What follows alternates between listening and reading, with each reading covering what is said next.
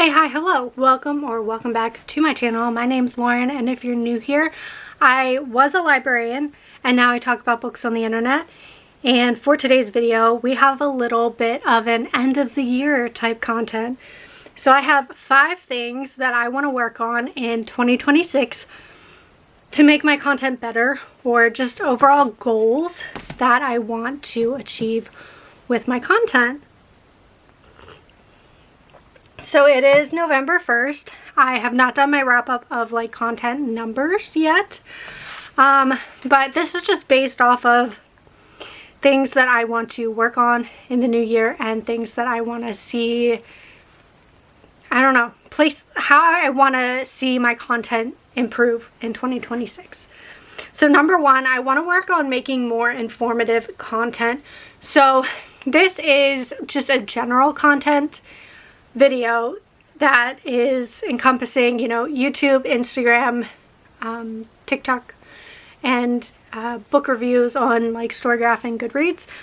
So I want to make more informative content, so that means making more of these like sit down, I'm standing up, but sit down type videos, making more like list videos, making more book recommendation videos.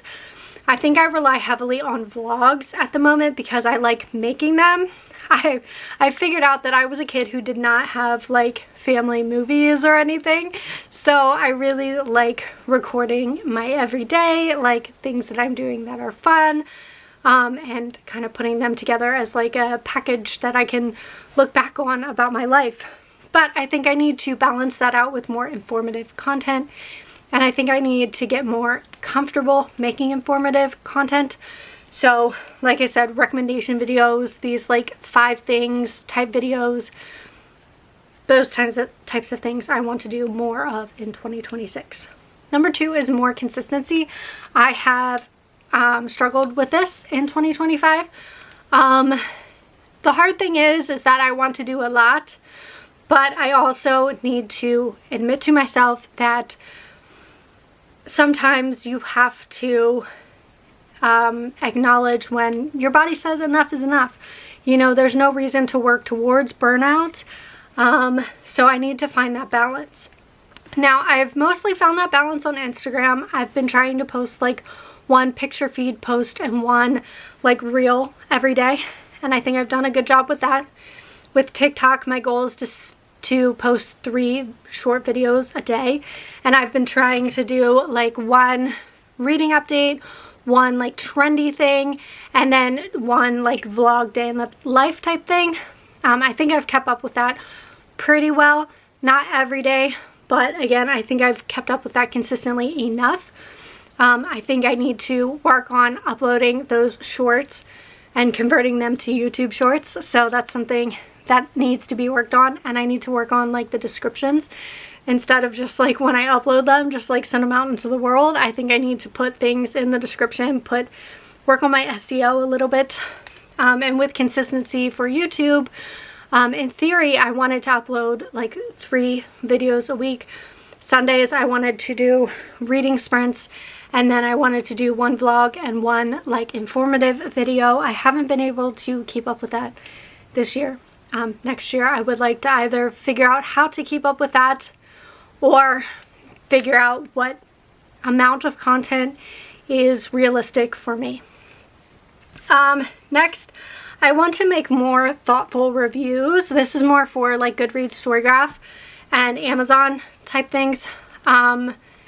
This is hard because as a former English major, I fell out of love with reading a lot, because reading for fun felt very much like reading for school. When you're trying to write critical reviews on something like demon romance, it takes the fun out of it, at least for me. But I do want to go back to using the call pile system created by G at the Book Roast. I will link one of the videos down below. I've been working on making that spreadsheet work for me.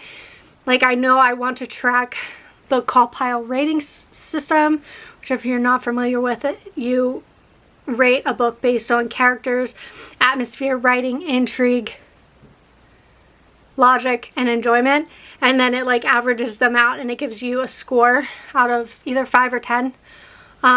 I want to go back to using that. But her tracker sheet also has other things that you can track, like where the author is from, who the publisher of the book is, series tracker, that sort of thing. And I'm trying to figure out what of that I actually want to track, and what of that, when I track it, it overwhelms me. That's just a thought that I've had. So I've been working on editing that spreadsheet a little bit, and adding columns for, did I review this on Goodreads? Did I review this on Storygraph? Did I put it on Amazon? Did I make some sort of content about it?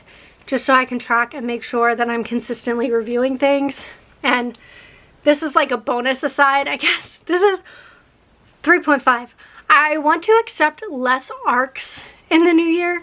I want to read all the books that I have on NetGalley, but then after that I want to try and be more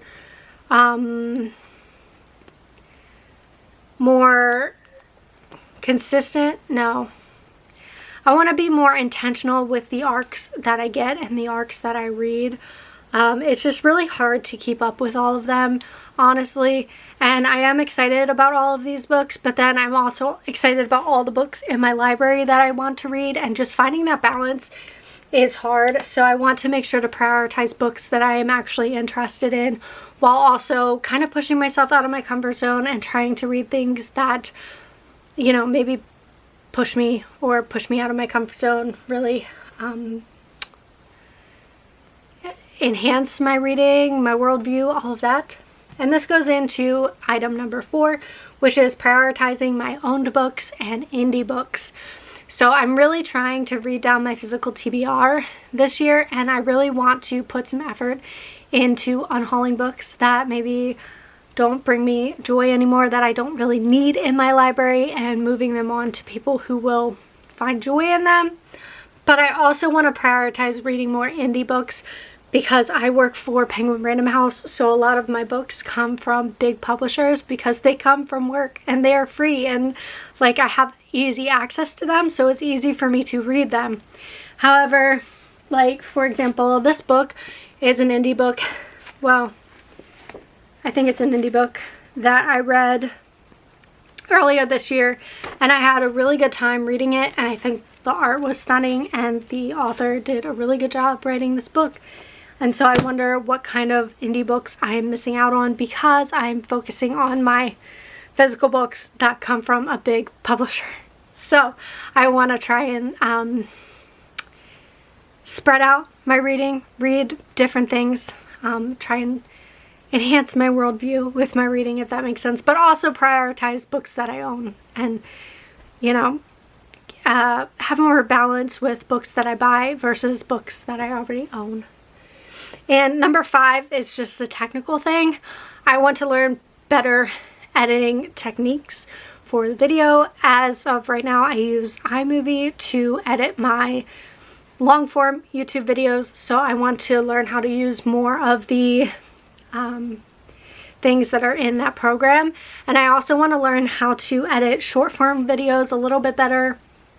I want to stop, like, to an extent, I have to doom scroll on TikTok because I have to sound farm or whatever, and I have to look for trending sounds, but I want to kind of eliminate that, and I want to figure out a way to like film edit and upload that's not me constantly on my phone, right? And I think if I use other ways to edit, I think that will, I don't know, it's just something I want to learn. And I want to maybe put more effort into editing my Instagram photo uploads and those kinds of things. So I'm going to search ways to learn all of these things. So those are 5-ish things that I want to work on in 2026 to make my content a little bit better, and just, I don't know, make my reading experience overall a little bit better. Do you have, I know it's really early, it's only November, but do you have any goals for your content in 2026? Are there any like skills that you're looking to work on? Let me know down in the comments below. If you made it to the end and you just want to let me know you were here, leave me number 5. emoji for 5-ish things.